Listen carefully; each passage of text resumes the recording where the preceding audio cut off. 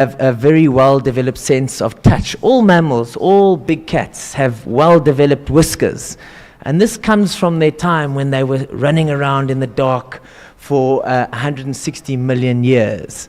And they also have a very large cornea, so they have eyesight that's developed for nighttime. And lastly, they have developed fur because they were nocturnal animals, so they needed fur to thermoregulate in this nocturnal environment. So what happened? Why did it suddenly change that mammals became the large animals and the reptiles, the dinosaurs, disappeared? Well, we know that 66 million years ago, a massive rock hit the surface of the Earth next to Mexico, and it created so much dust in the air that 75% of all plants and animals disappeared within 2 months. So you can see the mammals were very small animals. They could crawl into the rocks and they could survive on small insects and so on, but the dinosaurs could not survive this. And in this chaos of the dust in the air and the sunlight not reaching the surface of the earth and the vegetation dying, the dinosaurs disappeared. But the mammals could now adapt to occupy the ecological role of the dinosaurs. And this is a famous artist's impression of now is the time of the mammal, the dinosaurs are gone. And the mammals adapted into many different forms: elephants, primates, bats, rabbits, carnivores, whales. This was a wonderful time for mammals, and they adapted many different ways to move. Some mammals, like bats, can fly, they have wings. Some mammals, like whales, can swim, they have fins. And then you have the big cat species, which have legs adapted for locomotion on earth, on land. And all of these mammals have the same bone structure, even though they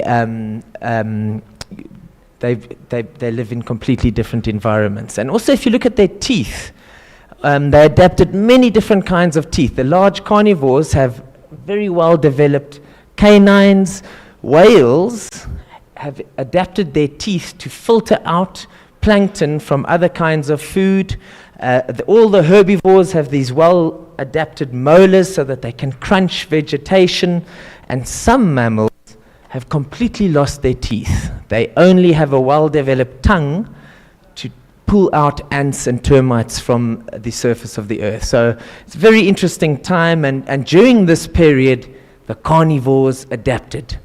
And you get two major groups of carnivores: the dog-like carnivores and the cat-like carnivores. And they've been around since this massive extinction, 66 million years ago. And basically, the dog-like carnivores include bears and wolves and seals. Seals are basically a dog that's gone into the sea. And then, of course, you have the cat-like carnivores, which include hyenas and big cats. So the first big cats appeared in Southeast Asia 11 million years ago, where they split from their closest relatives, the linzangs. There's only 2 species of linzang. And the cats are now 41 species. So cats are highly successful animals. And this is the oldest living cat. It still lives in Southeast Asia, in Vietnam and Cambodia, where the cats first appeared. And since that time, 11 million years ago, cats have been moving around, and they've come to occupy all the continents of the earth except for Antarctica. And scientists picking up the bones from the fossil records have documented 10 migrations across the continents. So when the sea levels were low, the cats moved across and they moved into new areas. And the first group of cats that appeared were the big roaring. The next group of cats that, one very interesting thing about big cats is they always they're an asocial species. So they generally don't mix. They don't hang around in groups. Males are by themselves and females are by themselves. But the exception is the lion. So why are lions different from the other cats? And that's because they need protection from other lions. So they hang around in big groups, prides, to protect them from attack by other males. And if a male lion comes across cubs that do not belong to him, that he did not father, he will kill them. So that is why lions are different from the other big cats. The next group of cats that adapted were the bay cats. They still found only in Asia. And the first cats that came to Saudi Arabia and Africa were the caracals. And we know that long ago, Saudi Arabia was very connected to Africa, not just at the Sinai, but also there was a land bridge that connected Egypt to Saudi Arabia. And so animals could have moved across here. And so these were the first cats in Arabia and Africa. And then at the same time as the caracals were coming into Africa, 3 groups of cats moved into the North Americas. When sea levels were low, they went from Russia to Alaska, and they went all the way from North America to South America. And this includes the ocelots. There's 8 species of ocelots, beautiful, beautiful cats. The lynxes, there's 4 species of lynx, 2 in the Americas, and then subsequently 2 have moved back across to Europe. So there's 4 different species. And then there's the pumas. Now this is very interesting because cheetahs are most related to pumas. If you look very closely at a puma, which occurs only in the Americas, you can see that they're very close to cheetahs. So it's very interesting that cheetahs first adapted in North America. And the fossil record shows 2 species of cheetah that used to live there. And they chased an antelope called the pronghorn, which is the second fastest land mammal. So we know that the fastest land mammal, of course, is cheetah, but the pronghorn is the second fastest. And that's because for a very long period of time, cheetahs were chasing these pronghorns and making them faster and faster, because if they were not fast enough, they were eaten. So very interesting story. We know that cheetahs subsequently crossed back into Eurasia. The largest cheetah that ever lived was the Eurasian cheetah. They found some fossils in Georgia, close to Russia, of this giant cheetah that used to be the size of a female lion. And we know that there were at least 5 species of cheetah before the modern day cheetah appeared. And so why are carnivores so threatened compared to the other animals that roam the earth? And the reason for this is because they survive at much lower densities. For every 2,000 ungulates, there's 1 cheetah. So they survive in low numbers. Habitat destruction, especially where I come from in Africa, the natural habitat is completely gone. You can very easily see where the protected areas are in Africa, because they are the only green habitat left. The rest of the land has been totally destroyed by agriculture and is not available to the wild animals anymore. And of course, carnivores are perceived as a threat to humans and to their livestock. And for thousands of years, humans have been persecuting big cats.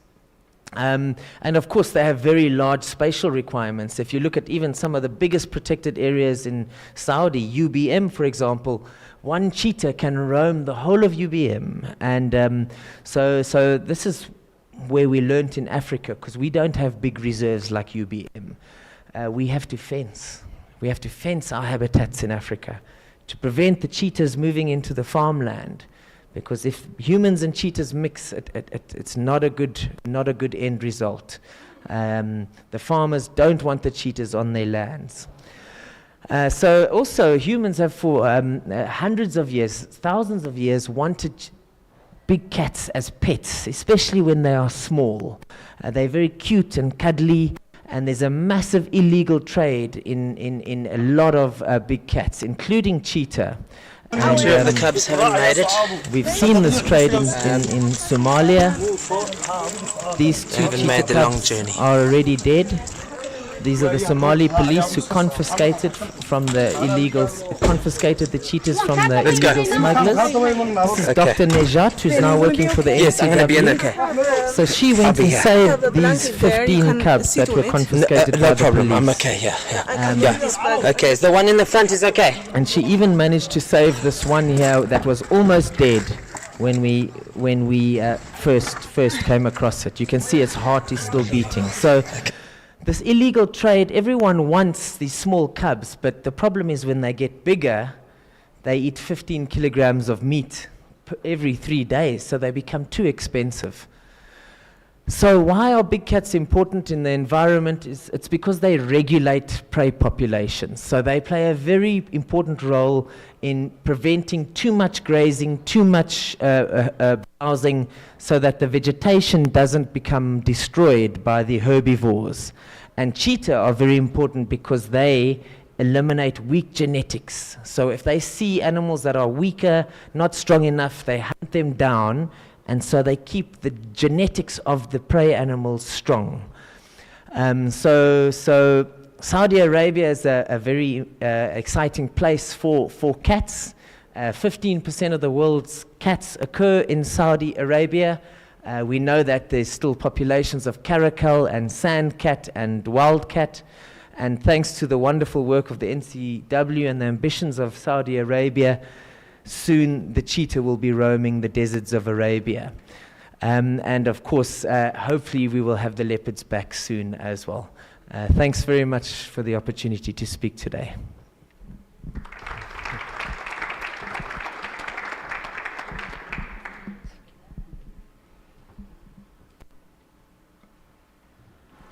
والآن ينضم معنا الأستاذ أحمد بن إبراهيم البوق مدير إدارة المحافظة على البيئة البرية ليحدثنا عن الإنجاز المتمثل في ولادة الأشبال بشكل مفصل.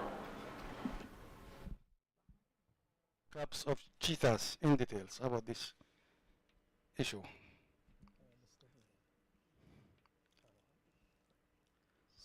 Peace and blessing be upon you. I would love that if you have asked questions first, but however, we can take the questions by the end of my presentation. So this is about those attended us on Tuesday about the declaration of the NCW about the success of the Center of Producing 4 cubs of cheetahs in the National Center, being the most significant benchmark for restoring the cheetahs in the Kingdom of Saudi Arabia environment. Because the time when we declared that, most of the participants were from the media that time. We did not expand that time in the studies and researches related to the cheetahs. However, today is the time to talk in details about this issue and to have more discussion about some research and studies, relevant studies and researches that to identify this subspecies. In this slide, those who did not attend our Tuesday meeting, on the left side, the geographical distribution, historical and present distribution of cheetahs. It is one species spread throughout the world in Africa, Asia. The colors, light colors shows the historical distribution of subspecies, 5 subspecies in Northwest Africa, and in also South Africa, Jubatus, in the West Africa, the subspecies Jubatus, and the Jubatus sumarinki, and last, this Asian subspecies Jubatus phoenicus.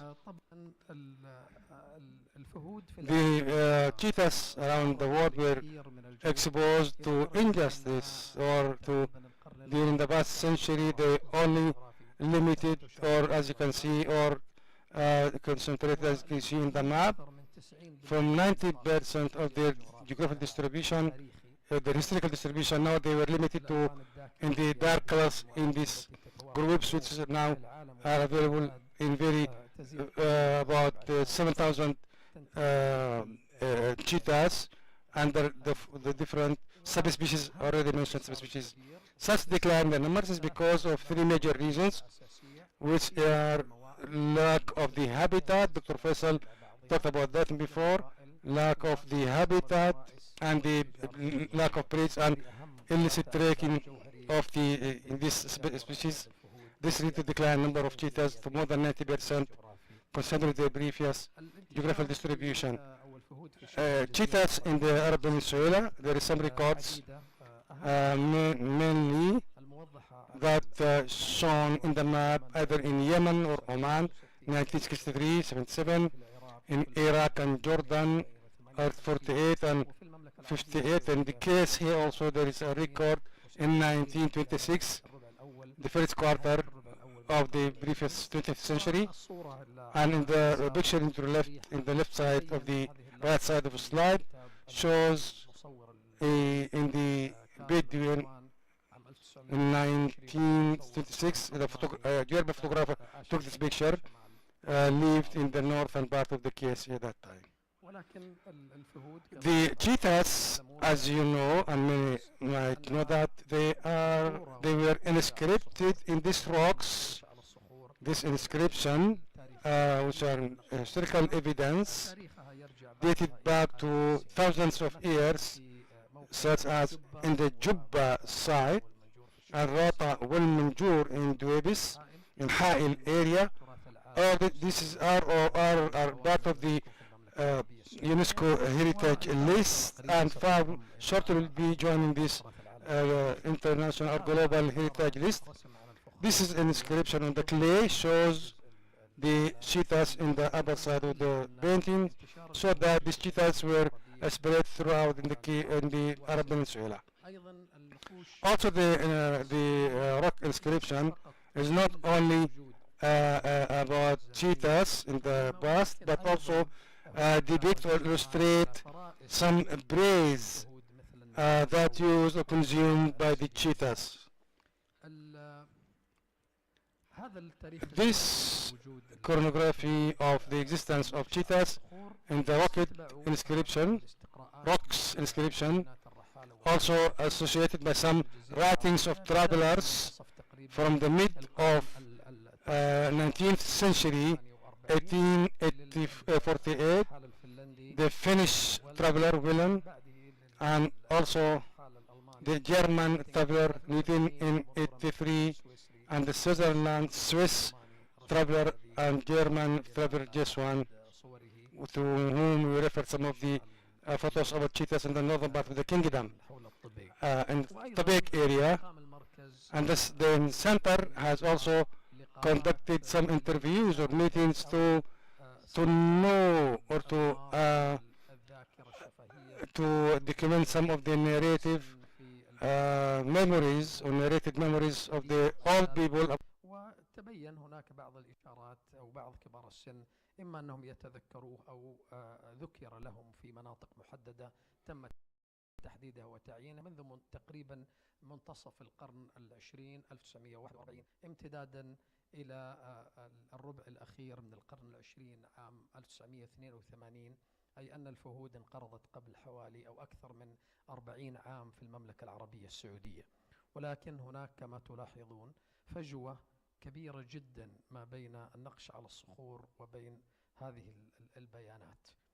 الاكتشاف المومياوات، طبعا الفجوة الكبيرة ما بين النقش على الصخر وما بين المعلومات في 100 سنة الأخيرة، هناك فجوة ضخمة طبعا موجودة في المنتصف، وليس هناك أي أدلة مادية كانت تتوافر بين أيدينا لتساعد في اتخاذ القرار الاستعادة.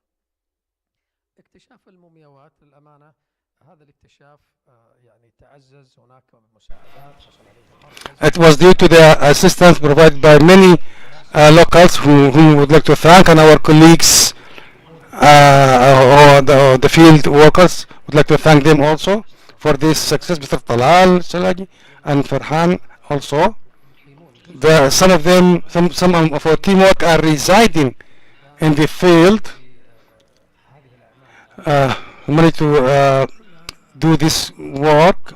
We mentioned before that the NCW has declared that the discoveries of 17 mummies skeletons of cheetahs in the northern part of the kingdom, and this was declared in 2021. However, this is the first benchmark of this important discovery, which led to do more researches and decisions to restore and resettling the cheetahs and discover many secrets associated with this animal.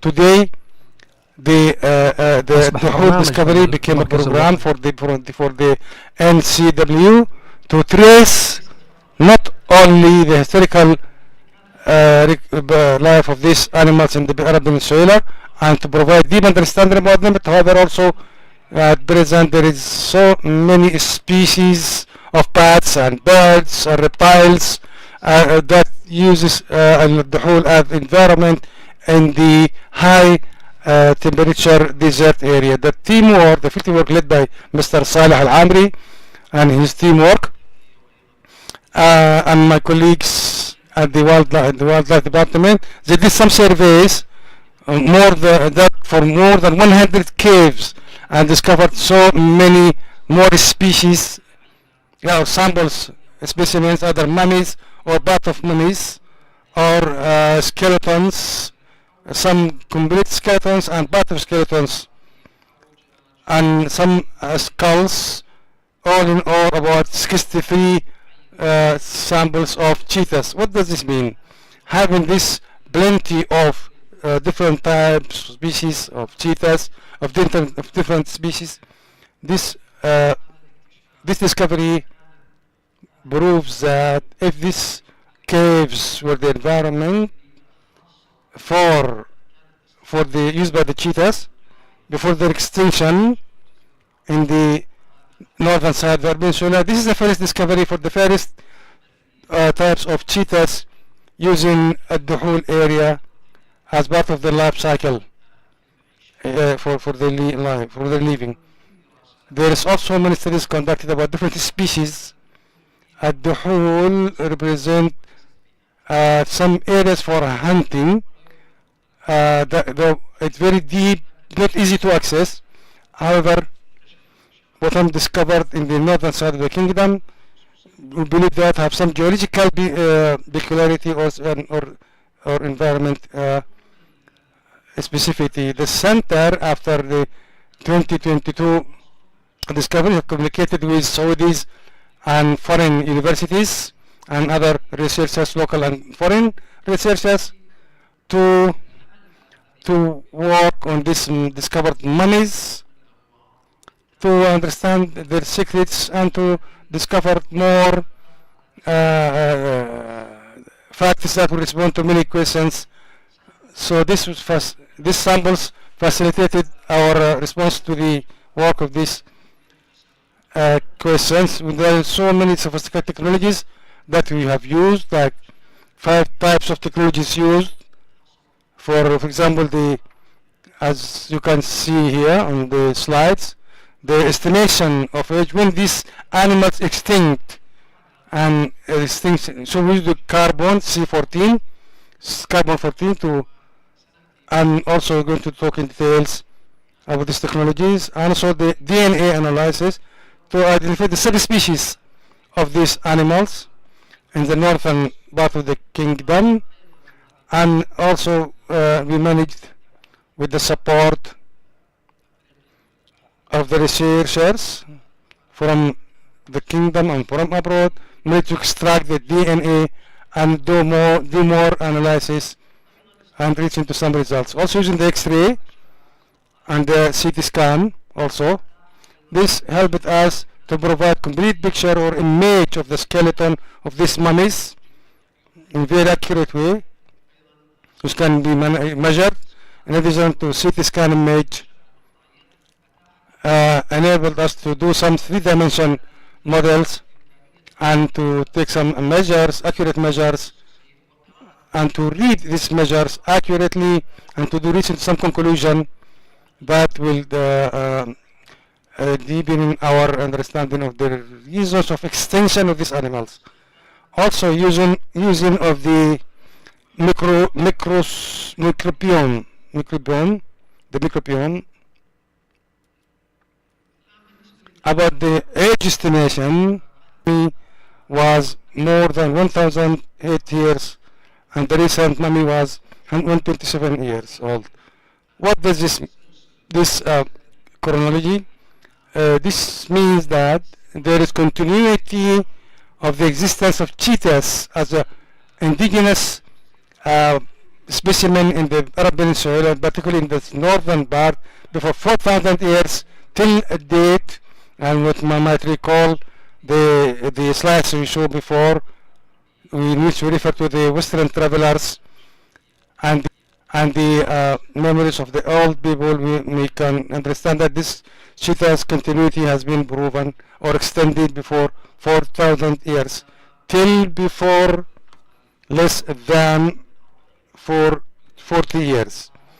So this discoveries enabled us to provide us information to decide on restoring these cheetahs. Today, we might see in these figures that there is some gaps between 4,000 years and 3,600. There is about 600 years gap, some even 1,000 year gap. We believe that to continue this analysis of this specimen will going to bridge this gap, will confirm our conclusion that there is continuity of the existence of cheetahs in the KSA, in the Arab Peninsula, extended to more than 4,000 years till before less than 40 years.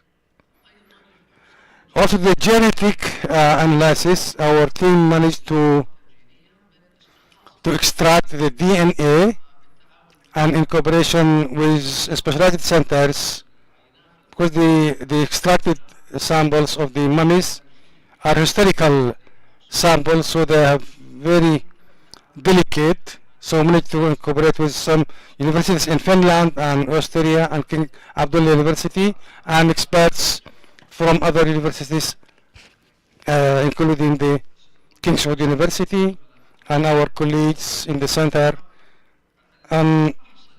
This genome analysis was in 2 levels or 2 stages. The first one was to extract the DNA from the mitochondria, and the DNA in the mitochondria is more related to the mothers, but the first findings of extraction for the 5 specimens, for the 5 species, for some the second specimen the team could not extract the DNA. Only 3 specimen or 3 samples managed to extract the DNA, which indicated that the cheetahs are close. Those one on the duhul and the mummies are closer to the Asian subspecies. However, this is not the end of the story. However, as you know, we can decide only is to do complete the test to the DNA, to the genome, and to compare it after we conclude. And this has been conducted. We have did this genome for this species or specimen. This were quite old and modern. One was the modern.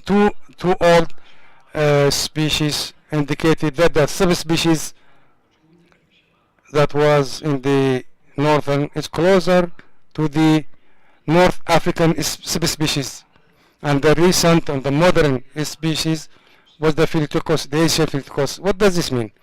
This conclusion or these findings. This means that the most probable possibility that the Arab Peninsula is the meeting area for the North African species and the Asian subspecies. My colleague Dr. Vincent mentioned that in his presentation that the communication or contact areas in the Sinai Peninsula before this channel. This was the contact area. However, this is very important.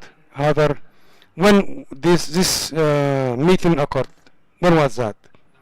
We believe that to complete the genome tests for other species will give us a clear picture and the right chronology for the date of meeting of this species, subspecies. This is very important piece of information, not only for the national level, but also at the global level.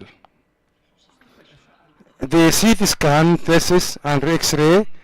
The CT scan, this is a picture you can see, the 3-dimension, part of the skeleton or the mummies, and explains the CT scan explains the internal part. There is possibility that the cheetahs were reset into a closed genetic circle which led to their degradation and extinction ultimately. However, the first initial findings proved that there is no mutilation, meaning that there is no extinction, there is no genome or genetic closure. We're going to continue our thesis for more samples to prove these first initial findings. This is very important to understand. This is supported by the number of multiplied and various subspecies. We are discovering more and more subspecies in many other caves, so we're extending our research in this area.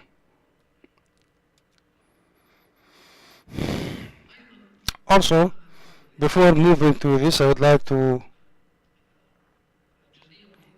talk about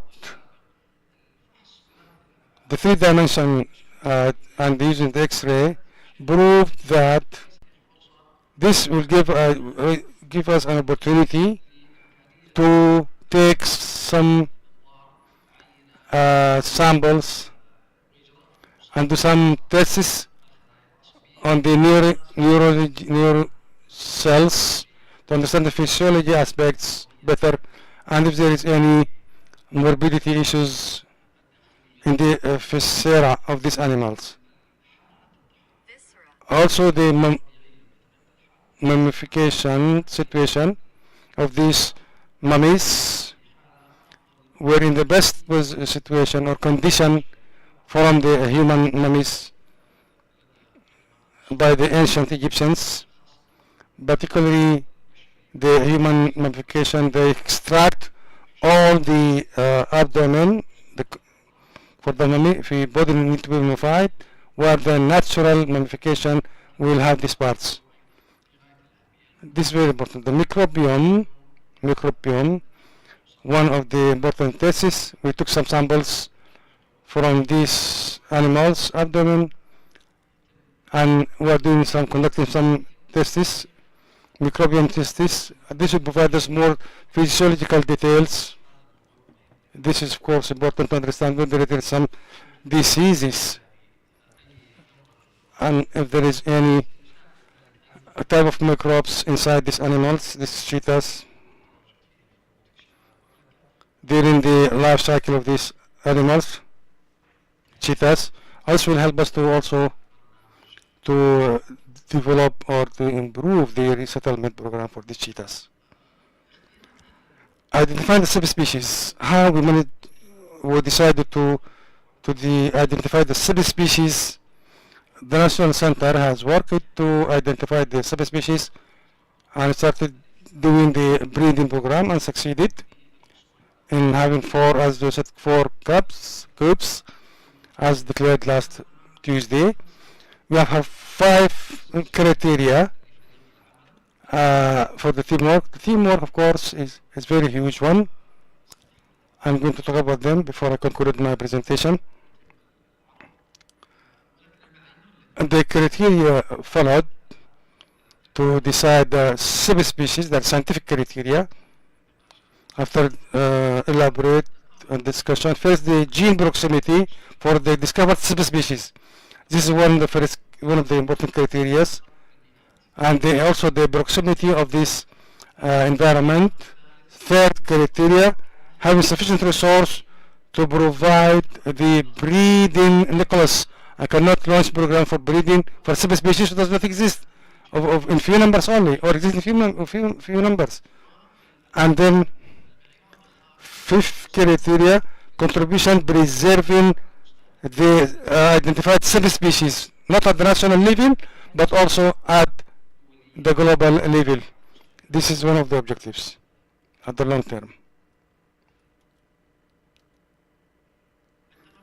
When I've started this celebration, we found out that the West African subspecies and the Asian subspecies, Phenithecus, are common in two traits. The numbers in nature is very few.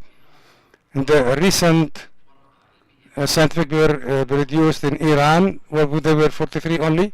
We know they have declined, about 18 only now.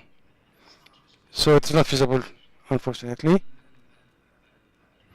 The hiki are about estimated in the wildlife as about 219, and it's difficult to get any of them. Not easy to catch them, and they are not existing in some areas in the world, some other areas in the world. So the numbers in the nature is very few, lack of gene diversity, and so the gene diversity is very low. There is no possible to sustain them, or we launched any program for breeding of these two subspecies. So we have excluded them, these two subspecies. If we consider the South African subspecies, Jubatus, and the East African subspecies, we found out that these two subspecies are common in the traits that 85% of the cheetahs in the world are belonging to these two subspecies. Second, they are greatly different, genetically different from other subspecies in the whole, and discovered mummified cheetahs. They are quite genetically far. Third point, their structure and their ability to adaptability to the environment in South Africa is to the contrary to the climate in the to the climate in the northern part, meaning that their fur will grow in June, July during summertime here. This is a big problem for them, to like wearing a fur in the empty desert in summertime. These are reasons led to exclude these two subspecies. Now, the Jubatus baringi, this is the northeast subspecies. There are 818 their number. However, this subspecies, the northeastern African, is genetically close to the subspecies discovered in the northern part of the kingdom. The environment are similar to the one in the kingdom. The numbers are quite low, but we can benefit more at the national level. So after we succeed with the breeding program or production program, we can get more births of these cubs, of these cheetahs, and also have we can provide the nucleus for do some breeding. So I've decided by the teamwork to do the Sumaringi subspecies from the Northeast Africans for the resettlement program. Was this the right decision? This is very important also. It is very important to know that this decision was taken by the teamwork. However, this program was supported by the United Nations Program for Environment Program, a Convention on Conservation of Migratory Species, and the migratory species, and for these cats from the UN groups, Sessional Committee of the CMS, because that any breeding program or restoration program in Asia or North Africa should focus on the Sumaringi, not any of the other subspecies. So this decision was in line with these recommendations of the international UN and experts like ICF, for example. They have 15,000 specialized experts and the center has participated before last year in the special meeting about cheetahs in the world, where more than 150 experts met and have presented some of our findings, which has been welcomed by them.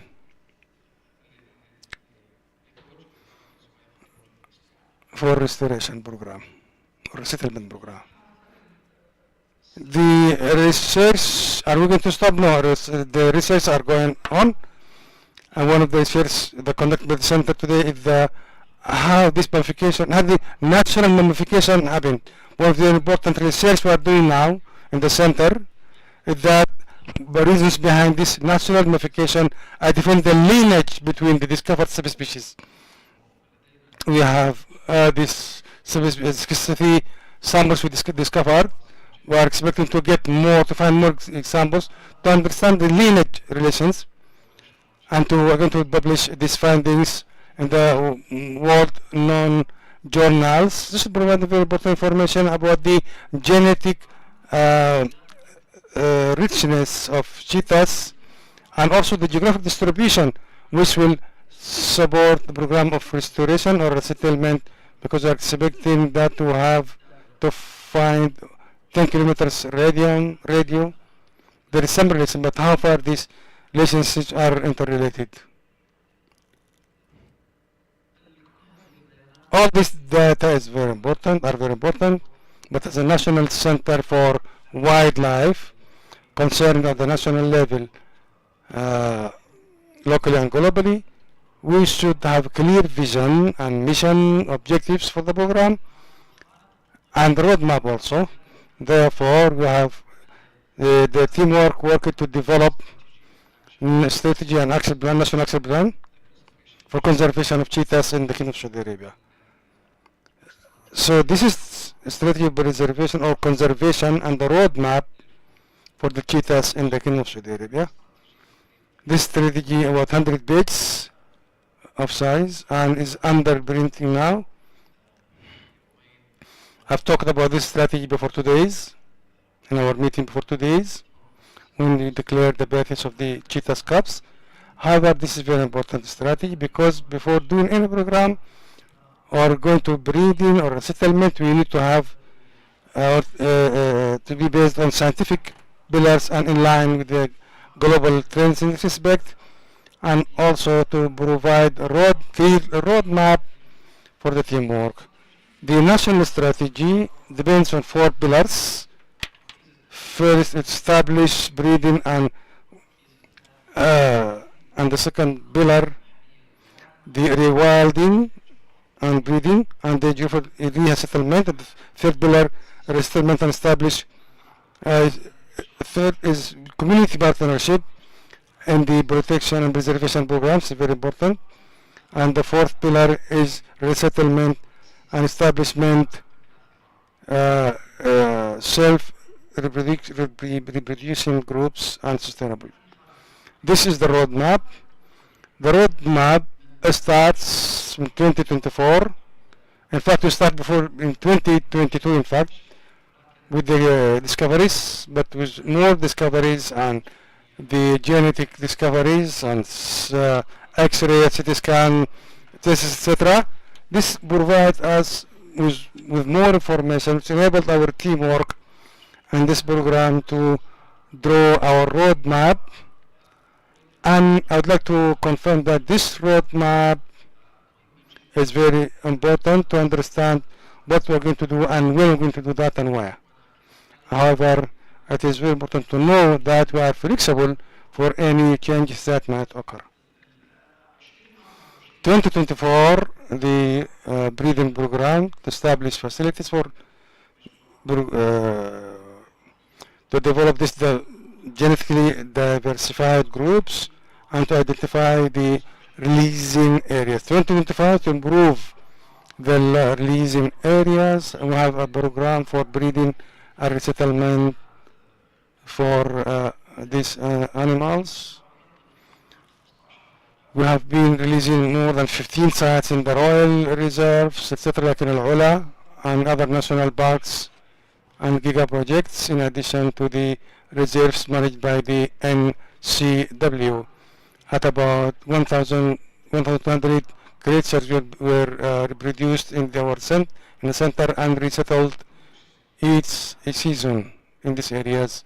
So we're working in this area. In 2026, we'll focus on training the teamwork, and some works are still ongoing to train our teamwork and the community partnership. In 2027, we will going to equip the we're going to start our pilot project of releasing with few numbers of cities after being equipped with tracing bracelets and with our teamwork on the site to understand how they are going. After we assess these different sites, identified sites, there are some criteria within our strategy and the roadmap. Each criteria has its own objective, so the most appropriate site will be targeted with more releasing of animals, and also to study the environmental and social economic impacts. In 2028, we're going to focus on protection and training or monitoring. 2029, we are going to launch the actual releasing of animals on a specific to have meta population that could be ensure sustainability of restoring these animals in their natural environment. At the lower part, we have in 2020 establishments of meta population in the kingdom, the meta population, and 2035, we expand in restoration programs. If there are some countries who are willing to join in this program, we will be support them, of course, in this area to restore them in the historical sites which they were disappeared, either in Asia or in Africa. The significance of cheetahs for the biodiversity. Why all these efforts to restore cheetahs to the Arab Peninsula? As my colleague Dr. Vincent mentioned, that they play an important role in the environment balance to control the numbers of prey they consume. As you know, that they use a wide spectrum of prey. However, not that only, but also the cheetahs play an important role not only in the number of prey, but also in the vitality of this prey, because they consume the weak and the old or the sick prey. This thereby this will be reflected on the strength of these different healths. Also, the role played in greening, as you know, with our Green Kingdom program or vision, cheetahs plays an important role in the spread of these breeds, not only in the numbers, but in their spread.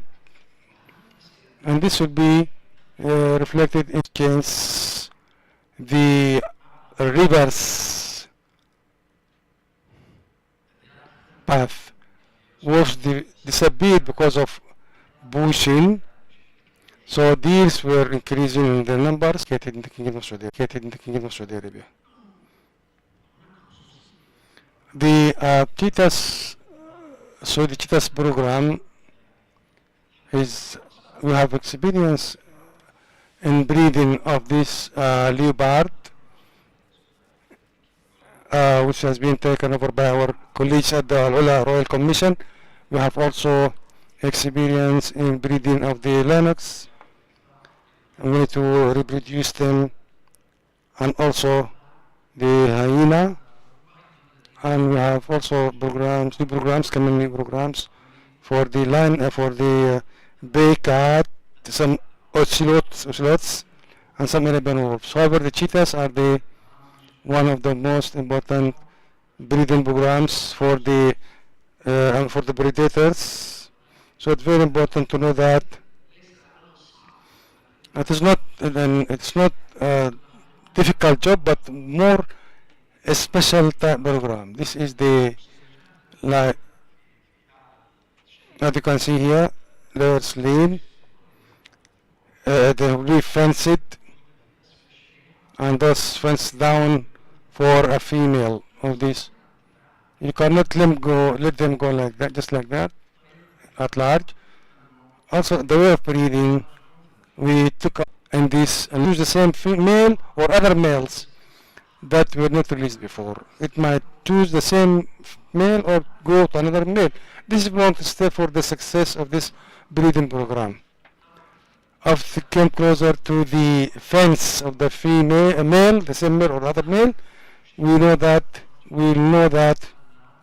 supervisor will know that this is the right time for the female to go back and take once again the male for out of in this lover's lane.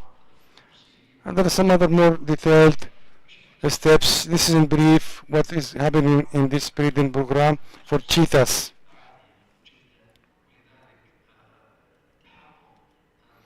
So to ensure success of this program is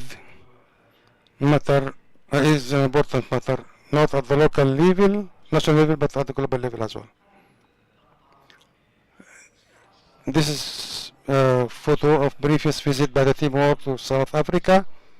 This is Lovers Lane in South Africa, and there are so many other details, relevant details. This is what has been declared last Tuesday by the CEO, the success of the NCW for reproducing of 4 cubs, 3 females, 1 male, in a good health. I'd like to thank our teamwork, who worked hard in this project, and the future plans is to restore the cheetahs, this natural habitat in the KSA. Before I conclude, I would like to point out that this work is not an individual work. Many participated in this program, more than 40 researchers, male and female researchers from the NCW and from Saudi and global universities from around the world in Italy, Austria and Finland and some other countries. We have expanded our cooperation. We have some unknown soldiers. I didn't want to, of course, I would like to salute my colleague John. Please stand, John, one of the unknown soldiers of this program, the teamwork. شكرا جزيلا جون لمشاركتك. And also Mr. Abu Hasim, the coordinator of this program. Thank you, Mr. Abu Hasim, for your support and for the team work. I don't want to mention all names. However, I'd like to mention Dr. Talal Shakai and Farhan. They are the field workers. Mr. Saleh Al-Hamri and his colleagues. On the mammal teamwork, Mr. Ali Al-Ahmari, representative of this teamwork. On the research side of the vets, Dr. Ahmed Al-Nasser. Thank you for your contribution. All those whom I have mentioned and others whom I failed to mention, or those who participated, I would like to thank them all. This is success. This is a collective success, not for the center only, but also to KSA in general. Thank you so much.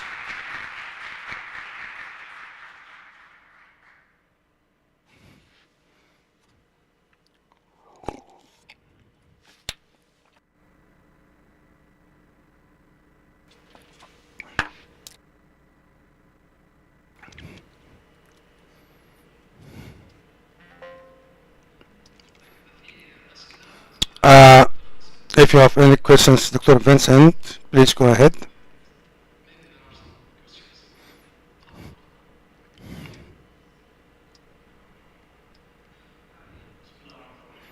In the name of Allah, the most compassionate. It is not a question. It's just to to know more about this program. It is very tremendous efforts from the beginning. I wish you all the success, and it is not a question, rather 2 points to mention here.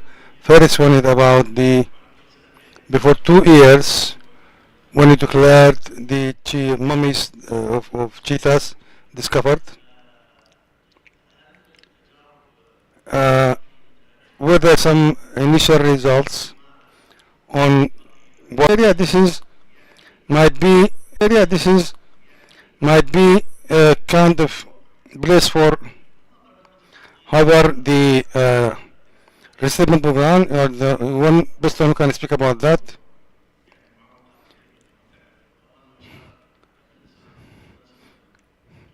As Dr. Mason said before,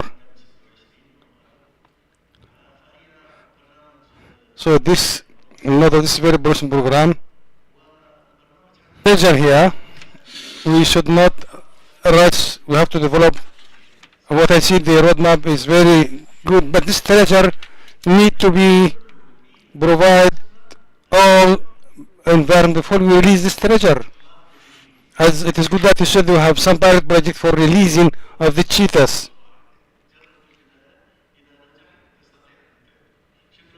Thank you all.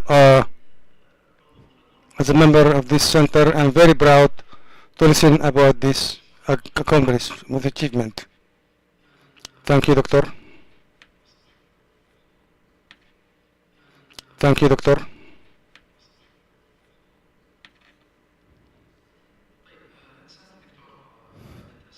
You have asked many questions, Doctor. Thank you.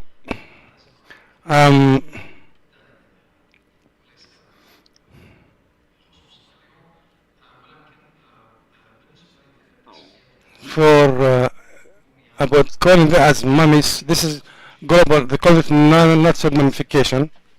So natural mummification أو مميات طبيعية. This term is approved by the scientific scholars. Second question: how this mummification happened? I mentioned that one of this on the slides.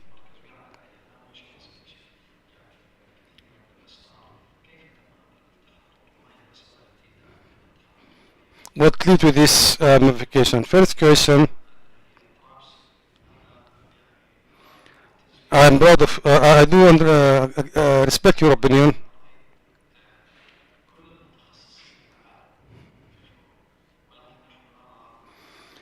We have another opinion, however. The traps being الدخول as a trap. If they can enter, they cannot get out of these caves, as you can see at many researches, published researches.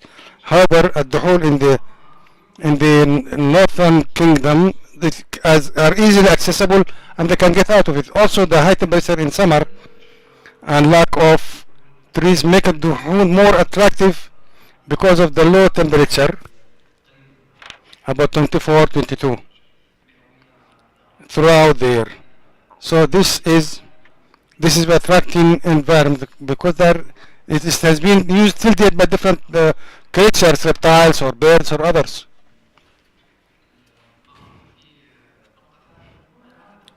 Also, resettlement is this launching will give us a very rich to understand how they respond. We are not in a hurry, in fact, but we have a clear vision. This is what matters. And we have partners also. One of the sites identified by the center in the roadmap and the strategy in Neom, they make one of the mega projects, for example, and some in the Royal Reserve, like Royal Reserves, and some other are and part of Al-Ula Royal Commission and others, and some other reserves affiliated with the National Center for Wildlife. So this is a collective work with participation of others. This made it possible to succeed not in that restoration or resettlement program, as you know. We have been doing that for a long period of time, and the center has declared before the number of other creatures who resettled more than 7,000 animals. We can add like 1,000 more. Now the tracing has improved through the satellite, etc.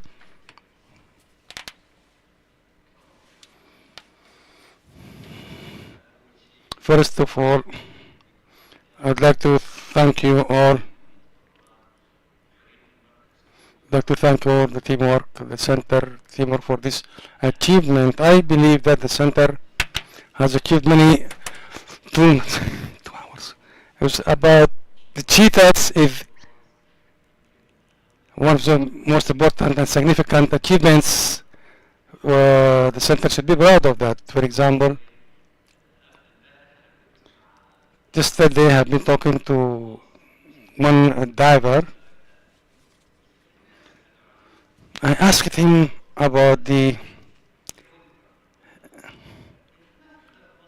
have this program only in Egypt. This shows that he doesn't know that there is diving activity in the kingdom. Cheetahs, the same thing applies for cheetahs. Today's lecture, for me, was one of the best lectures I have attended. Why? Because you have started from the very beginning. As Dr. Vincent mentioned that, he talked about the historical background, and then you did great in talking about the breeding or resettlement of this animal.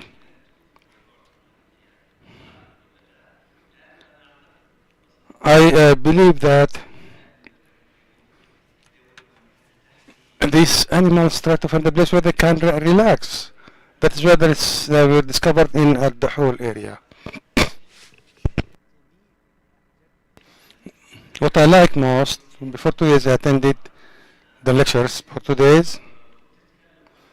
We're talking about resettlement. I said to myself that we might not catch up with this, but today's lecture gives more hope. Till 2029 we might see these animals in the environment. At the beginning it might need tens of years, but today's lecture gives me more hope that we can see this achievement in reality. Thank you so much again, and heartfelt congratulations.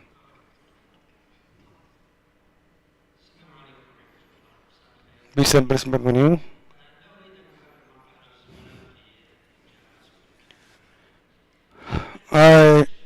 What I'm positive about is that, for the center and for the kingdom in general, that this teamwork, with the 40 members of this teamwork, especially the youth members of this center who work in this program, they will be leaders in the resettlement and breeding at the kingdom and in the region. This is a very important step, and we are very proud of that for the center and for the kingdom.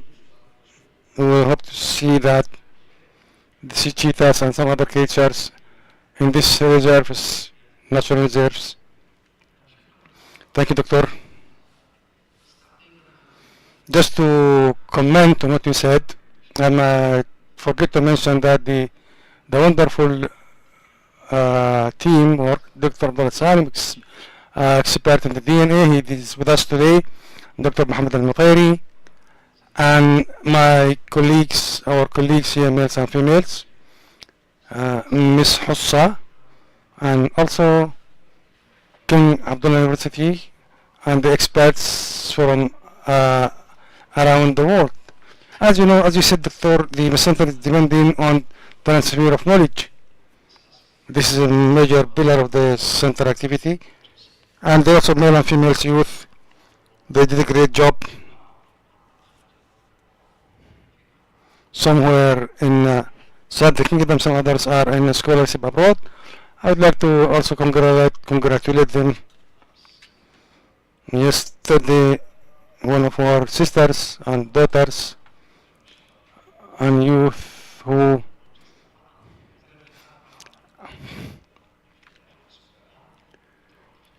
so thank you all for your efforts.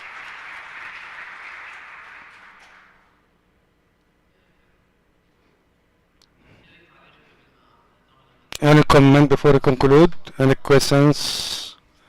Dr. Ibrahim, please, the floor is yours. Thank you so much for this achievement. We are very proud of this. We have seen the interaction with this activity in this achievement in the social network. These names, who choose the names of the four names of the newborn cubs?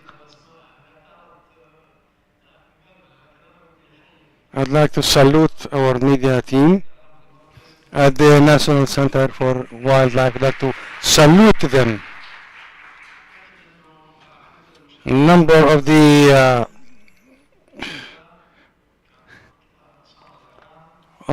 viewers for 2 days now, more than 20 million number of viewers in the social media and other different channels. Today there is huge number in other countries from Europe, Asia, and Australia and New Zealand. There is great attention, great concern, global concern about this achievement. Number of watching or viewers exceeded millions. The names, I'm not sure about the names. Who didn't choose the names? The teamwork, they have chosen this name of these cups. They issued their passports as well.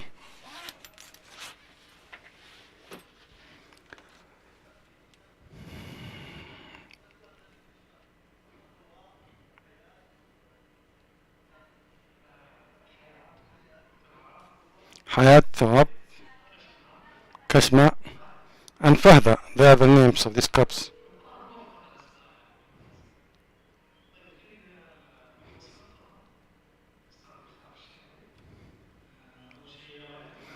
Thank you, Mr. Ibrahim. This is achievement for the center. We're very proud of that.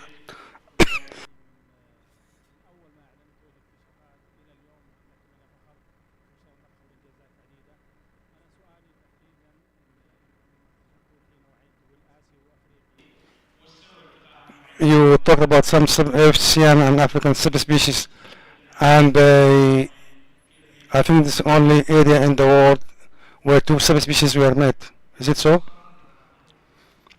Dr. Vincent, in his presentation, mentioned the geological development of the globe, of the earth, and the migration of animals. For the cats, he talked about the breeds.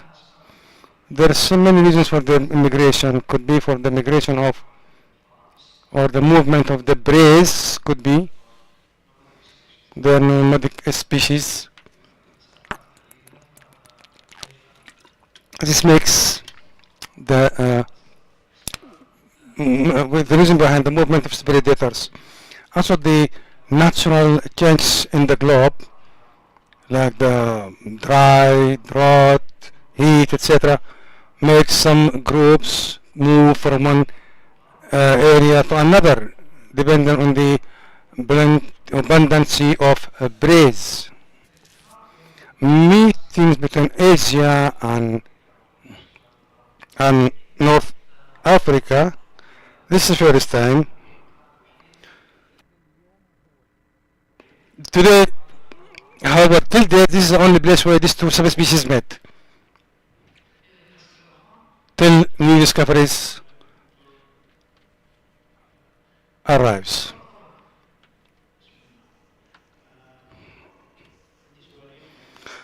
I have two questions about the challenges met by the program. First one is the conflict between a human being and the wildlife. As you know, in the KSA, a human being likes not only hunting And like this brace or is conflict, expected conflict, I propose to have a awareness program before releasing of these cheetahs. So when after releasing them, when doing the releasing of animals. Second point, the environmental balance. You of course have studied the natural brace available in this proposed reserve. Of course we need to have brace for these animals so as they can leave these predators and to contribute to the natural environmental balance. Do you have any kind of surveys or studies within this respect to avoid a lack of brace, abundance of brace for these predators? Thank you so much. As for the awareness programs, it is part of the strategic plan and roadmap, as mentioned. Of course, it is very important component. However, we have great hope that in the case A to expand and the reserve reaching to 30% to achieve 30% of marine and land reserves, and also to this commensurate with the programs for launch reserves. Also the interaction between human being, it's a matter of regulation and awareness. The awareness we mentioned before, regulation side also is provided for by the environment law and other relevant bylaws, and also about expansion in the reserves and the different domains of the core areas where no activities allowed, and also provided for by the grazing strategy. Today we have a strategy issued by the Ministry of Water, Environment and Agriculture, have their own strategy which will ensure grazing to avoid this interaction, or a pastures strategy. As I mentioned in the roadmap, this year we'll have teamwork. I'm going to assess the selected sites, and as part of the assessment, part of this criteria is the abundance of brace in these areas. Thank you so much. Pastures. Thank you for your attention and participation. Hoping to see you again in another occasion. Peace and blessing be upon you.